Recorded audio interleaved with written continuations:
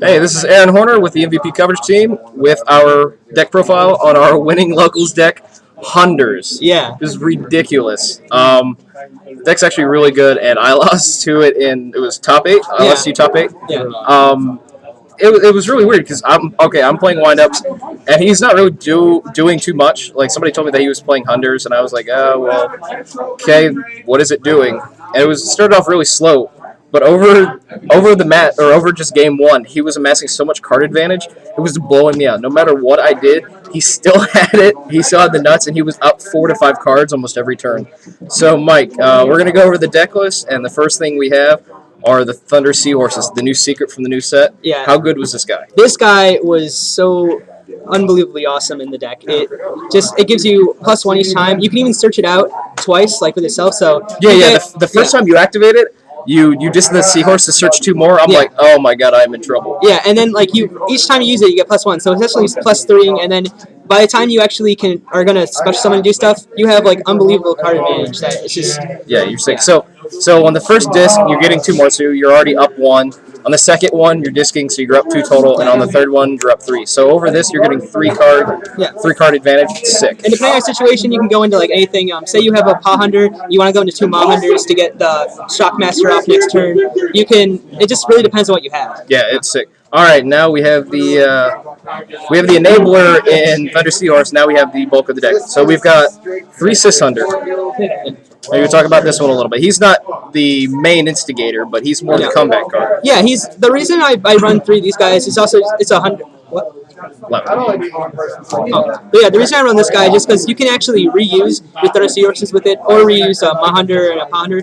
Sometimes I'll be left with not enough to go into rank or something like that, so I'll discard Thunder Seahorse, go into 2 of these, summon it, and either add Thunder Seahorse back to my hand or add a Maw Hunter or a Paw Hunter, so I can go into rank 4 next turn. Yep. Now we're getting into the bulk of the deck. So we've got Paw Hunter here.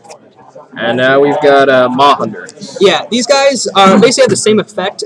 They're really good together because with these guys, you can just basically normal summon 5 times in 1 turn, and then just do a bunch of shenanigans with that. So. Yeah, because you basically in our first game you were slow rolling me.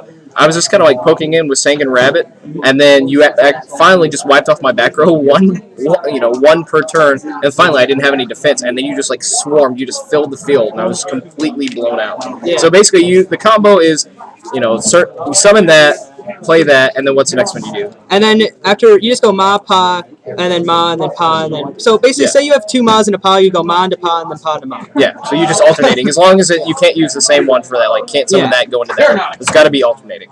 Yeah. So that's pretty sick. We'll put that over there.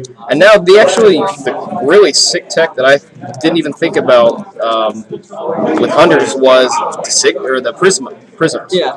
These guys are just amazing. They're 1500 attack, so they just make it under so that they can be summoned by they can be added by Thunder Seahorse. Also, they're Thunders, so they can just to be added by you know what I mean. Yeah, and he's a tuner, right? Yeah, he's a tuner too. So you can synchro summon. So it adds on top of Exceed summoning. You can also go into level 8 synchro monsters, and that just makes it all. Like, just even more ridiculous. Yeah, in a format of so much destruction. Like, there's so many times where my Soul Takers were dead or my Bottomless were dead because you had the Stardust down. I'm just like, basically, if you're playing against a heavy control deck like Windups, or you're playing against Mermel and it's got all that targeted removal, Stardust just renders it pretty much unplayable. And on top of it, you can just pay 500 life points, which you use this to equip it to the monster. It gains 1,000 attack. So yeah, that 1,000 attack is insane. Like, just because if you have the 14 there, you go into this in damage calc, you can run over anything. You can crash with anything that's 24, or crash into or kill the Shockmaster. Another cool thing is you go into Scrap Dragon, and then you pop the prism that you attach to it in order to blow up your opponent's stuff. So it's basically just pay 500 life points, it pops up. Yeah, so you're getting card advantage everywhere. So that's why this deck is really sick. And now we're getting into the this is a kind of support card. Because this card, the deck already has so much hand advantage. This guy just makes it go just ballistic on top of it. So you can The main problem you have with this deck is you'll have too many cards in your hand and you'll have to figure out what to do with them, and that's really not that bad of a problem. So I mean, it was pretty good all day. Like you didn't regret. I did not regret running this. The only times that it really hurt me is when my opponent had effect filler, but it's better to use their effect filler on card D than on my Hunders. Exactly. And then we've got the hand traps. We've got Gores and Honest, and of course Honest you're going to play. The deck's almost all lights, and then Gores is just blowout cities. Yeah, it's just just something. Safety. All right, so now we get into the spells. We have recycling batteries. This guy was amazing all day. I went against Mermails, and I ended up drawing in this guy, and it saved me the entire game. I was able to go into Shockmaster. Yeah, basically it's just like Thunder Salvage essentially. Yeah. That's pretty busted. And so you just basically like if you do your combo and it get busted, you're like, all right, whatever, recycling batteries, and then you just go into a rank 4 or go into whatever you want. And again, it's another +1. So with this much searching, that's what I have to wonder. If you've got this much searching, you're seeing that many cards. Is Pot of Duality really needed? Oh, it is, because say you're going Thunderstealers, you can't special summon that turn anyways. You go Pot of Duality, you can't special summon still, and then card D. So sometimes you'll get Thunderstealers, card D, and Pot of Avarice. Not Pot of Duality, and then you'll get so much hand advantage, it's ridiculous. Yeah, and you just plus out all day. Yeah. And of course, in any kind of swingy combo deck, you're going to have the full set of MSTs. Yeah. Just because you got to get rid of the macro. You just got to get rid of that stuff. Yep. All right, and then we've got the self-explanatories. We've got Heavy Storm, Pot of Avarice, Monster Reborn. No, you're going through so many Hunders, like Pot of Avarice is no brain, and then we've got the whole. Yeah. All right, so now we've got the trap lineup. So, in last week's video, I talked about how good this card was. How good was Mirror Force this week? It was amazing. Just like, if you're going to have a trap that can take out all your opponent's field, why not run it? It's amazing. It's a great defense card, so I've never regretted setting Mirror Force. It's always been a boss. Well, what we talked about last week was Mirror Force is at its best right now because no one is respecting it whatsoever. They're they're like, oh, okay, I'll get my first attack in. They're expecting a D prison. So if they go ham and fill up the field, they're like, whatever, I might lose something to a D prison or two, and then you just blow them out and clear the field with Mirror Force. So this guy is still good. He should be on the upswing, but until people start respecting it, he's going to continue to blow people out. And then we've got a Compulse. Now, Compulses, I do have a question. How were these good today? Because they were seeing a ton of play before, and once Mermail came, Compulse kind of fell down a little bit just because you're like, nah, whatever. I'm compulsing a Megalo, and that's not as good, or compulsing a Mullen Glacia. Yeah. The thing about Compulse is that it can get over a lot of things that think, oh, I'm protected. I'm immune from card destruction effects. Then you just go Compulse it. You can Compulse Zen mains. You can Maestro. And also, in a deck that can swarm out so good, like you can just return what they have and then go for a game. And it's just a really nice extra thing to add to the deck. Cool. All right, next we've got 2 Torrentials. No explanation needed. It's Torrential. And then we've got the Solemn Brigade -1 warning. The reason I don't have Solemn Warning, it's kind of just a personal preference. It's kind of just a personal preference, but if I use Solemn Judgment and then I use Solemn Warning, I'm at 2,000 life points, and then one of my Solemn Warnings is dead. It's kind of a personal preference for me, but I guess you can run 2 warnings if you want to, but just for me, I don't like having a possibility. Did you ever really miss the warning, or were just like, whatever, I'm comboing off enough? It hasn't really helped me out that much, but it's still a nice card to have, definitely. I wouldn't really be running 2, but I don't know. Cool. All right, that's it for the main deck. Now we go into the sideboard, starting with 1 DD Warrior Lady. Yeah, I kind of just threw this, I didn't really put a ton of thought into the side deck, but DD Warrior Lady is actually just a really good card, and if I'm going to be signing in Macrocosmos, which I do side in, and Dimensional Fissure, I don't really want Sis Hunter because it's not really helping me out that much. Yeah. So I just have just something to replace it with. So you swapped, if you're going into a heavy graveyard base where you're bringing in your Macro and your D Fissure, so you just swapped 1 or 2 Sis Hunters out for or 1 Sis Hunter for a DD Warrior Lady? Yeah. Cool. Not bad. So DD Warrior Lady's still good. Yeah. It's a nice, just kind of set, and then attack into whatever and just remove. So you're taking up your normal summon with a set, but it's almost for sure going to resolve. It's not like they can bounce it or they can MST it. It's gonna happen. Yeah. And it's an out to Zen mains or Maestro or anything that doesn't have. I never used it today, but it's definitely a good side. Prohibition. It's just kind of self-explanatory. If someone's main card is going to hurt you a lot, then just Prohibition it.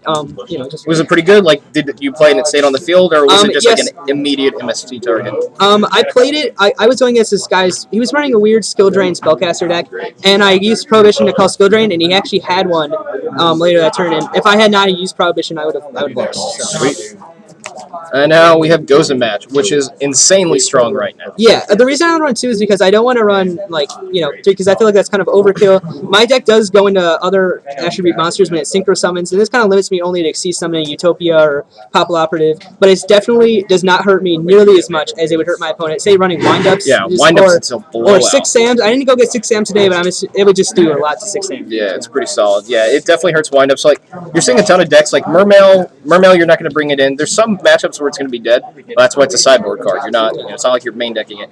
So now you went ham on the graveyard removal. You just did not screw around. I had to do this because Mermails are a huge threat to my deck, and Macrocosmos and Dimensional Fissure slightly hurt me because it's this Hunter, but when it all comes down to it, Thunder Seahorse will get around it. It does not have to be in the graveyard to activate. Also, it doesn't hurt me nearly as much as it would hurt something like Mermails or anything that's really graveyard-based. Well, I think that's the thing that, like, people need to realize.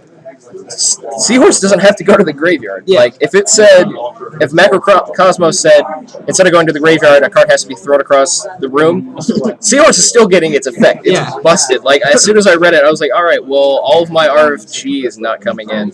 And you talked about, like, you saw there's a little bit of conflict with Sysunder, but you don't care. Like, it's Sysunder. Sysunder's there for, like, getting more advantage, but, it's not a main part of a deck. And also, a good thing about Sysunder, too, is that even with Macrocosmos up, sometimes you'll actually have something in the graveyard from earlier in the game, and it will help you out. Like, when I had Macrocosmos, I was able to use Sysunder's effect twice when I was going to get some Mermails, and it really helps me out. Alright, so next we have Effect Veiler, which is pretty self-explanatory. Yeah. Any reason you're not main decking those?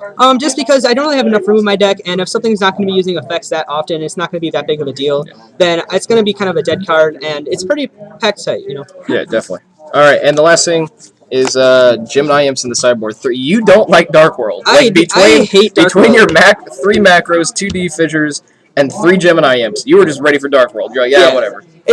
Dark World is actually a really bad matchup. It's not like the best deck out there right now because obviously there's better stuff out there, but Dark World is just a huge problem for my deck, and it's hard to get around. All right, so that's it for the main and side. The last thing to do is the extra deck. The Sigma. Solid. Yeah, it's just you can go into it, so why not? It can really do a bunch of damage to your opponent. Say they have something like Zen Maids out or something that you need to get rid of, you can do that. Or if they're running like all of one attribute, you might as well just have this Catester out there, Yeah. All right, next, Popple Operative. It's basically a Spirit Reaper killer. Like, there's not a lot you can really combo with in this deck. Another reason I run him is because I do run Gozen Match in the sideboard, so having another light to go into is a good idea. Also, my opponent has something set, and I just want to see what it is and possibly do some good damage. I can do that too. Yep. Cowboy. Cowboy is one of my favorite extra deck cards right now, just because, like, in any good extra deck, like windups, you want in your 3, 4, and 5 something that can take care of a problem, like just destroying. And Cowboy fills that 4 spot now. It's like, okay, well, you have 3K. This rank 4 that I made for almost essentially nothing with, like, you're getting a free advantage. Cowboy's just like, whatever, Blackluster Soldier blow you out with rank 4, which you really can't do anywhere else in your rank 4s. Yeah, another reason I ran him is because I came across a situation a while ago where I was using these guys and I attacked for a lot of damage, and my opponent was left with like 500 life points left, and then I was able to go into Kagaga Cowboy and then just burn him out for 800 damage. So it's a good extra little boost there. Yeah. So we've got 2 Utopias and Utopia Ray. Yeah, these guys actually helped me out a bunch. I went to these guys so often, it was just ridiculous. And actually, against my Mermail matchup, I was able to go C39 per game. So seems good. All right. Next, we have Maestro. Maestro's just good. Yeah. Shockmaster.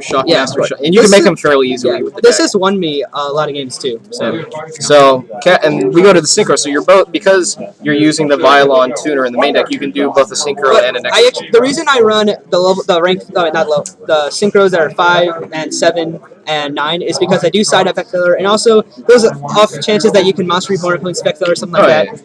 Just some extra. So we got Canister, Black Rose, just because you've got the options. Double Scrap Dragon, Stardust, Colossal, and Mistworm. Yeah. So, which one?